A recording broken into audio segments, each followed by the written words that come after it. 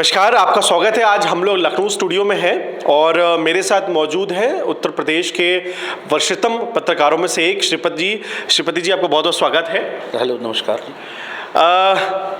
चुनाव के अंतराल के बाद से, जब चुनाव ख़त्म हो चुके उसके बाद से आज हम लोग बैठे हैं। फिर होली रही, होली के बाद से शपथ ग्रहण समारोह रहा। एक बड़ा मुद्दा है आज खास तौर से, और मैं अपने दर्शकों से बताना चाहता हूँ कि ये मुद्दा इस समय बहुत तेज़ी से उभर रहा है पूरे देश भर में, और मुझे लगता है कि इस पर चर्चा करना बहुत आवश्यक है। तमाम बड़े चैनलों में भी इस पर चर्चा हो रही है, लेकिन धरातल की जो चर्चा होती है, आपको पता है, वो सिर्फ हमारे इन दिग्गज पत्रकारों के बीच में होती है। और आज मैं उन्हीं पत्रकारों में से एक श्रीपति जी के साथ मौजूद हूं। श्रीपति जी, शोभा यात्रा को लेकर के आज का मुद्दा हम लोगों ने डिस्कस किया है। ये एकाएक क्या हुआ? ये सब कुछ बहुत बेहतरीन तरीके से चल रहा था, सब कुछ इतना शांत था, सब कुछ इतना बढ़िया था। जगह जगह से ये भी देखने को मिल रहा था कि जो अक्सर कहा जाता है कि हिंदू और मुसलमानों में आपस में दिक्कत है, उत्तर प्रदेश के चुनाव में ऐसा बोला गया था कि मुसलमानों ने वोट नहीं दिया है भारतीय जनता पार्टी को, लेकिन बाद में ऐसा निष्कर्ष निकल के आ रहा था कि अब सब एकजुट होकर के उत्तर प्रदेश के विकास के लिए बात करेंगे, देश के विकास की बात होगी। लेकिन ये एकाएक क्या हुआ? जहांगीरपुरी से लेकर के आज की पूरे देश भर में ये सब होने लगा है। क्या है ये और क्यों हो रहा है ये? देखिए ब्रिजमोहन जी, ये एक सीक्वेंस अगर आप पूरा देखें तो चैत्र नवरात्रि जिस दिन शुरू हुई, हिंदू नववर्ष जिसे कहते हैं, उस दिन से ये वाक़ये शुरू हुए और राजस्थान के करौली से ये हिंसा शुरू हुई। और नवरात्र ख़त्म होते होते रामनवमी का जिस दिन आया, उस दिन देश के तमाम ऐसे राज्यों में हिंसा एकदम से भड़क गई और रामनवमी के जुलूस पर पथराव किया गया। अब ये अपने आप में बहुत सोचनीय विषय हो जाता है कि अचानक ऐसा क्या हो गया, जबकि रामनवमी के पर जुलूस और शोभा यात्रा निकलना बहुत लंबे समय से ऐसी परंपरा रही है हिंदू समाज की। और अब क्योंकि उस समय हालिया समय जो बीता था वो 5 राज्यों के विधानसभा चुनाव का बीता था, और उन 4 जगह पर भारतीय जनता पार्टी की सरकारें वापस सत्ता में आईं, और एक जगह जो है उसने ठीक ठाक अपना पंजाब में भी वो दिखाया। तो उसको लेके अब कहा तो यही जा सकता है कि मुस्लिम समाज में हो सकता है कि उसको लेके तमाम तरीके की नाराज़गी हो।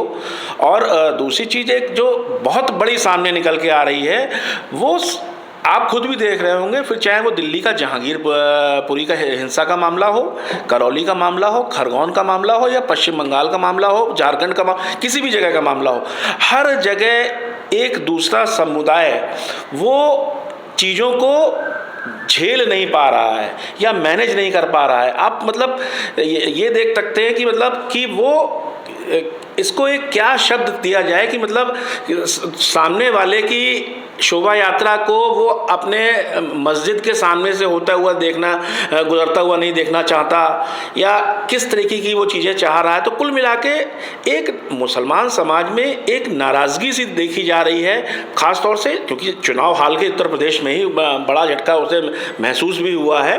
तो जाहिर सी बात है, इशारा यूपी चुनाव से जोड़कर ही इसे देखा जाएगा, जो नाराज़गी ख़ास तौर से इस समय मुस्लिम समाज में नज़र आ रही है। बड़ी बात यहाँ पर बताई है श्रीपति जी ने, क्योंकि मुझे लगता है कि आखिरकार गुस्सा किस लिए? आपकी मस्जिद से के सामने से अगर कोई शोभा यात्रा निकल रही है उसको लेकर गुस्सा है, या यूपी में योगी आदित्यनाथ जी ने वापस सरकार बना ली है और ये माना जा रहा है कि भविष्य में योगी जी की जो सरकार है, जिसको विकास की सरकार बोली जाती है, वो भविष्य में भी आगे चल करके कहीं ना कहीं और राज्य भी उसको, जैसे मध्य प्रदेश जो सटा हुआ राज्य था उत्तर प्रदेश का, वहां के मुख्यमंत्री ने भी बुलडोजर को चलवाया। तो कहीं ना कहीं ये माना जाए सर कि ये भी एक तरह से रिवर्ट हो रहा है कि अगर योगी जी की जो थ्योरी है, जो उनकी पॉलिसीज हैं, कि जो भी व्यक्ति जो असामाजिक रूप से अगर काम करेगा उसके ऊपर बुलडोजर चलेगा, उसके आर्थिक रूप से उसको तोड़ दिया जाएगा, इसको भी कहीं ना कहीं रिएक्शन माने? आप इसको मान सकते हैं क्या? देखिए, ये बाबा का बुलडोज़र जो चला उत्तर प्रदेश के अंदर दोबारा से सरकार बनने के बाद, अगर आप उसमें गौर करेंगे तो उसमें केवल मुसलमान पर ही नहीं चला है। उन्होंने जो बुलडोज़र के लेके जो कार्रवाई की है, अवैध संपत्तियों पे बुलडोज़र चला है, वो तमाम जगह पे ठाकुर समुदाय के भी लोग हैं, उसमें ब्राह्मण लोग भी हैं और अलग अलग संप्रदाय के लोग भी हैं। लेकिन एक मैसेज ऐसा चला गया है जो कि ख़ास तौर से तमाम जगह जा चुका है, और मुसलमानों के बीच में ख़ास तौर तौर से गया है कि योगी आदित्यनाथ जब बुलडोज़र उनका चलवाने का आदेश देते हैं तो वो खास तौर से एक समाज के ऊपर ही देते हैं, जबकि हकीकत ये है, आप उसकी तह तक जाएंगे और देखेंगे तो बुलडोज़र की जो भी कार्रवाई हुई है किसी भी ज़िले में हुई हो वो अपराधियों के खिलाफ हुई है, ना कि किसी धर्म के खिलाफ या किसी जाति विशेष के खिलाफ हुई है। और दूसरा, बजमोहन जी, आज आपने जो मुद्दा उठाया है इसमें एक मैं चीज़ और जोड़ना चाहूँगा, वो हालांकि इस शोभा यात्रा से अलग है, उससे भी चीज़ें एकदम से दूसरी दिशा में गई हैं। आप महाराष्ट्र नवनिर्माण सेना के जो कर्ता धर्ता स्वयं अपने आप में सबसे बड़े नेता हैं राज ठाकरे, उन्होंने अजान को लेके जो चीज़ें अपनी ओर करना चाहिए, क्योंकि राज ठाकरे एक तरीके से महाराष्ट्र की राजनीति में बिल्कुल हाशिए पर आ चुके हैं, तो उनको अपनी ज़मीन संभालनी है। उसको देखते हुए उन्होंने एक मुद्दा कैच किया और जाहिर सी बात है वो मुद्दा भी पूरे इस सभी घटनाक्रमों को लेते हुए उसमें एक तरीके से आग में घी डालने का काम भी कर रहा है। उन्होंने 3 मई तक का अल्टीमेटम दिया हुआ है कि सभी मस्जिदों से लाउड स्पीकर हटा लिए जाएं। हालांकि इस बात में भी कोई दो राय नहीं है कि दुनिया के तमाम देशों में और यूरोप के तो सभी देशों में कहीं भी मस्जिद में या मंदिर में लाउड स्पीकर का इस्तेमाल पूर्णतया वर्जित है। लेकिन आप देखिए अपने हिंदुस्तान में इतनी ज़्यादा आज़ादी के नाम पे स्वतंत्रता मिली हुई है लोगों को कि वो जो चाहें वो कर सकते हैं। तो तमाम चीज़ें मिलजुल कर इस समय इन चीज़ों को बहुत भड़का रही है और वास्तव में एक बड़ा अजीब सा माहौल पूरे देश में बना हुआ है। एक बड़ी बात और निकल के आई है जो हम अपने वरिष्ठ पत्रकार से भी उसके बारे में चर्चा करेंगे, और मैं आपको अपने दर्शकों से बताना चाहता हूं कि हमारी मंशा जो है वो किसी समुदाय विशेष को टारगेट करने की नहीं। हमारी जो मंशा है वो ये है कि देश में सौहार्द बना रहे। उत्तर प्रदेश में अभी तक कोई दंगे ऐसे हुए नहीं है। इसके लिए हम आदित्यनाथ जी, योगी जी को, महाराज जी को मैं इस बात के लिए बहुत धन्यवाद देना चाहता हूं, क्योंकि जब बात प्रदेश की मैं करता हूं, इस प्रदेश में मैं भी रहता हूं, तो अगर प्रदेश सुरक्षित रहेगा तो मैं भी सुरक्षित रहूंगा, मेरा परिवार भी सुरक्षित रहेगा। एक यहां जो बड़ी बात निकल के आई थी सर श्रीपति जी की, इसमें कुछ बांग्लादेशी घुसपैठियों का भी इसमें हाथ है, क्योंकि दिल्ली के जहांगीरपुरी से ऐसा माना जा रहा था, कुछ ऐसी फुटेजेस आई जिसमें था कि कुछ ऐसे इलाके जो कि बांग्लादेशी लोगों ने अपनी झोपड़पट्टी वहां पे सेट कर ली थी, और इस बात को लेकर आदरणीय गृह मंत्री जी ने पहले ही जो ये कानून बनाए थे जिसमें ये था कि उत्तर देश में कोई भी मुसलमान जो दूसरे देश से आया था उसको हम अपने देश में नहीं रखेंगे। आपको लगता है कि शायद ये वो भी वर्ग ऐसा है जो अब भड़क चुका है और जो इस पर अपनी कहीं ना कहीं अपना गुस्सा निकाल रहा है? बिल्कुल आप सही कह रहे हैं। ये बांग्लादेशी मुसलमानों का, खासतौर से रोहिंग्या मुसलमानों का, ये दिल्ली में एक बहुत बड़ी आबादी है जो लगभग इस समय 5 से 10 लाख के बीच में पहुंच चुकी है, जो आम लोगों के घरों में काम करते हैं, सब्जी बेचते हैं, कूड़ा बीनते हैं, कबाड़ का काम करते हैं।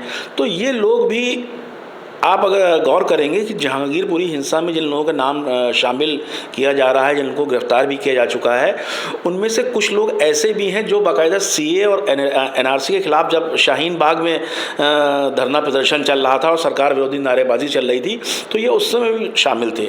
और बल्कि एक तो मुख्य आरोपी ऐसा भी है जो डोनाल्ड ट्रंप की भारत यात्रा के दौरान जो दिल्ली में दंगे भड़के थे, वो उस समय भी उस दंगों में शामिल था। और कल बाकायदा जिस दिन हनुमान जयंती के दिन जब ये जुलूस निकल रहा था, उस समय वो अपने घर आया और उसके घर पर एक कॉल आता है और वो भाग के अपने घर से निकल के सीधे शोभा यात्रा में पहुंच जाता है। यानी कितनी प्लानिंग के साथ चीज़ें हुई। अब दिल्ली पुलिस बहुत डिटेल में जाके इसकी स्टडी कर रही है और हर सारी चीज़ें बहुत कायदे से देखी जा रही हैं। लेकिन जो आप बात कह रहे हैं रोहिंग्या मुसलमानों की, ये वास्तव में हिंदुस्तान के लिए एक बहुत बड़ी समस्या बनता जा रहा है। ख़ास तौर से दिल्ली तो है ही है, उसके अलावा पश्चिम बंगाल, असम, मेघालय, त्रिपुरा, ये कुछ जो ज़िले बांग्लादेश की सीमा से लगे हुए हैं, उन ज़िलों के अलावा हम लोग इस समय राजधानी लखनऊ में भी हैं। राजधानी लखनऊ में आप देखिए कि आपके घर में जो कूड़ा बीनने वाले आते हैं, काम करने वाले आते हैं, उनमें भी ज़्यादातर लोग बांग्लादेशी ही हैं। और दिल्ली एनसीआर में तो ये समस्या बहुत बड़ी हो गई है। सरकार को इस पर बहुत ही गंभीरतापूर्वक विचार करना चाहिए। तो ये थे श्रीपति जी, जिनके साथ हमने आज बहुत अहम मुद्दे पे ये चर्चा की। लेकिन ये चर्चा हमारी अभी अधूरी है, हम इसको अलग अलग भागों में आपके समक्ष रखेंगे और जनता तक सही तस्वीर भी लेके आएंगे। श्रीपति जी, आपसे हमसे बातचीत करने के लिए बहुत बहुत धन्यवाद। धन्यवाद। तो अगले एपिसोड में हम आपके सामने शामिल होंगे, तब तक के लिए बहुत बहुत धन्यवाद।